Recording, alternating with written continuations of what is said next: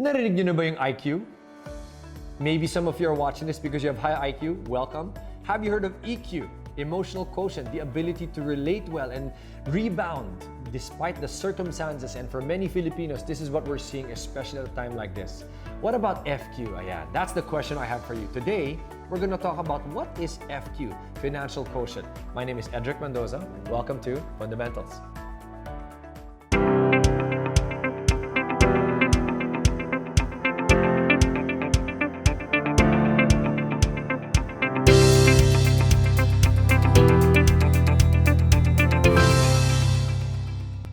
So, let's talk about FQ, financial quotient. What is it? The textbook definition can vary. Marami pong iba-ibang sources, but generally, based on the people that have been able to push the definition, there are 6 areas, and I want to read these to you. The first is spending. The second is debt and credit. The third is career and income.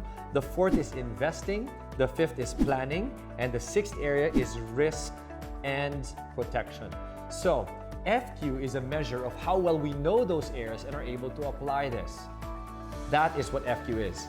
How well do we know these things? Financial quotients. And just like IQ and EQ, we can have much information, but the challenge for us will not be, do we know this? It will actually be, do we apply this? Fortunately, in this fundamentals episode, if you've been watching the past different episodes we've done, we've covered all of these areas already. So pwede nyo pong balikan. Go back to them so that you might get the information in case it is not yet clear to you. We love calling this show Fundamentals because that's exactly what we like to do. Cover these things. For example, when we look at spending, we've talked about this in our episode on surviving the quarantine. If we talk about debt and credit, we had an episode that's called Debt. If we talk about career and income, we had an episode that's all about the fundamentals of earning. So check that out. If we talk about investing, well, guess what the name of that topic is? The fundamentals of investing. And when it comes to planning, we had an episode that had to do with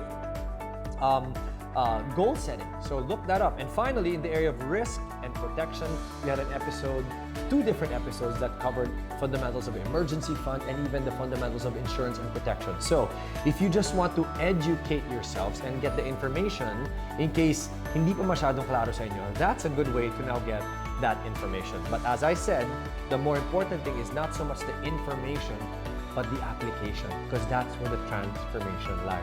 Okay, so now that we've talked a little bit about ano ba yung FQ and paano ba natin makukuha yung information, as I mentioned, I'll say it again, the most important part is the application. So I want to challenge all of us to ask this question.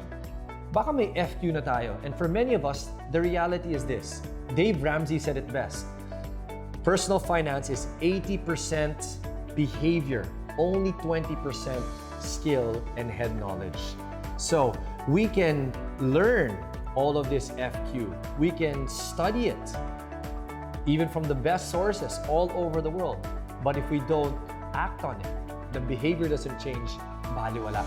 That's what I want to now address. I want to challenge us to not just build FQ or the knowledge and information, but we need to have FA. Ano yung FA? Hindi po flight attendant. FA is financial application. How well do we apply the principles we already know? And if you've heard these episodes before, sinabi ko na to dati, gusto kong bumait pero di ko magawa. There's so many things that we know we should be doing but we're not doing. So that's my challenge for us. Beyond just looking at whether we have the knowledge, do we actually put it into practice? Okay, so now we've talked a little bit about FQ and I've given you resources where you can actually learn these things. I've also talked about FA, which is so important. We need to apply more than just know, because that's where the transformation lies. Ito na yung final. Let's do a test. And you can feel free to pause. That's the beauty of this online medium. You can pause at any point so you can try and find the answers. I'm going to give you 7 questions. This was based on a World Bank survey that wanted to test the world and the Filipinos on financial literacy. How much information do we know that will help us in our FQ and hopefully in our FA, the application of our financial information. So here are the 7 questions. Work with me. Number 1, imagine that 5 brothers are given a gift of 1,000 pesos. If the brothers have to divide the money equally, how much does each one get? Go.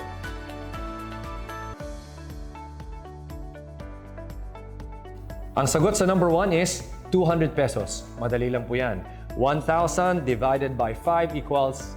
So that first question in the financial literacy test is a basic question on do we even know basic formulas? Division, multiplication. Magugulat ka. Just like me, when I saw the survey, some Filipinos can't even do that. Question number 2. Imagine that the 5 brothers have to wait for 1 year to get their part of the 1,000 pesos and inflation stays at 10%. Ito na yung tanong. In 1 year's time, will they be able to buy? Letter A, more with their share of money than they could today. Letter B, the same amount. Letter C, less than they could buy today. Or letter D, it depends on the types of things that they want to buy. Go.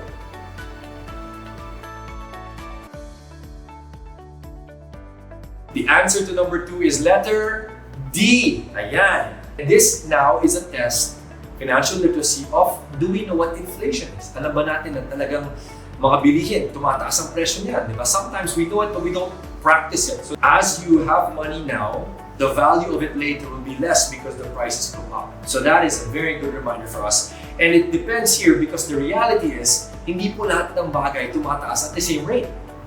Electricity can go up by several percentage, yung gas baka mas mataas. Pero yung bilihin mo, itlog, or yung ketchup, it does not go up by the same price. So it really depends on which items. But generally, the second item is a test of do we understand the concept of inflation? That things will naturally go up in price, expenses, etc. Number 3, suppose you put 100 pesos into a savings account with a guaranteed interest rate of 2% per year. You don't make any further payments into this account and you don't withdraw any money. So walang pasok, walang labas. How much would be in the account at the end of 1 year once the interest payment is made? The answer to number 3 is 102 pesos because 2% interest on 100 pesos is 2 pesos interest. So plus the 100, 102. This is obviously a test of do we know the basics of interest and how this works. Napaka-importante din po nito if you want to be financially literate, have a high FQ. Let's move to number 4. How much would be in the account at the end of 5 years? Would it be A, more than 110 pesos, B, exactly 110 pesos, C, less than 110 pesos, D, it is impossible to tell from the information given? Ang sagot dyan, if it was earning 2% interest, 100 pesos ang pinasok mo, after 5 years, ang sagot is letter A, more than 110. Hindi po 2% times 100 equals 2 pesos. 2 pesos times 5 equals 10. 110. Hindi po ganun. That's not the answer. Why? This is where it tests the principle of compounding. When I make 102 pesos after 1 year, I will now earn 2%, but the 2% is not on 100 anymore. It is now on 102 pesos. At dahil po dyan, mas malaki ang interest na makuha natin in peso value. And that happens as the years go by. That is the principle of compounding. It actually goes higher.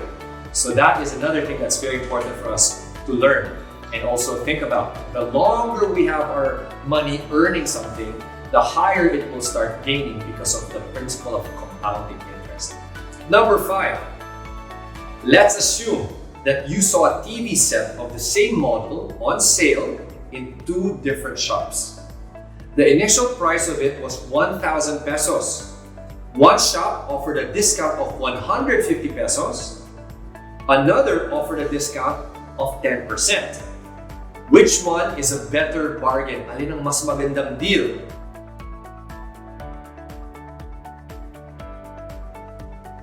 The answer is letter A, a discount of 150 pesos. Bakit po? This is now a test of do we understand discounting? 10% discount of 1,000 pesos is equal to 100 pesos.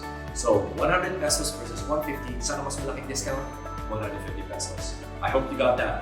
Number 6, Let's move to number 6. Which of the following statements best describes the primary purpose of insurance products? Ito na po. Let's take a look. Let's see our financial literacy. Letter A, to accumulate savings. Letter B, to protect against risks. Letter C, to make payments or send money. And then letter D, other. The number 6 is letter B, to protect against risks. Now, do insurance companies also have other products or combinations that go beyond just doing this? Yes, but remember, the primary purpose of insurance is to protect against risk. Napaka-importante po niyan as we look at options, as you talk to people, and I've covered this in one of our fundamentals episodes as well. Last, number 7. Suppose you have money to invest. Is it safer to buy stocks of just one company or to buy stocks of many companies? Letter A, buy stocks of one company. Letter B, buy stocks of many companies. The correct answer is letter B, buy stocks of many companies. Why? This last item in this survey tests to see if we understand the principle of diversification. May kasabihan po, di ba? Do not put all your eggs in one basket. That's what this means. When we invest, it's better to diversify, not put everything in one place. So these 7 questions were part of this survey that tests the financial literacy of people around the world. How did you do? What is your score?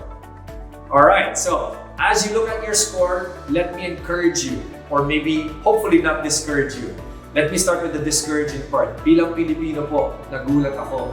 Out of a total of 7, when they surveyed close to 3,000 respondents across the Philippines, across different socioeconomic classes, no representation, here's what they discovered. The average between the men and women is different. Alam niyo sino mas mataas? Maybe you guessed it right. The women, 3.2 is the average score of the women. Slightly higher than the men at 3.1. So men and women in the Philippines close in terms of financial literacy knowledge, and that's why I said it's a little bit discouraging because it's very far from the 7. But maybe some of you and many of you did better. So if you did, congratulations. If you did not, I hope the explanations here have helped you. And what will we do? Now that we know all of these things, we've learned about FQ, here's how I want to close with you guys. Remember what I said earlier? Dave Ramsey said 80% behavior, 20% skill and head knowledge. Now that you know these things, my challenge to you once again, FA, it's time to apply. Apply these things, the principles you've learned about money. As you learn them, make them real in your life so that you can experience the transformation.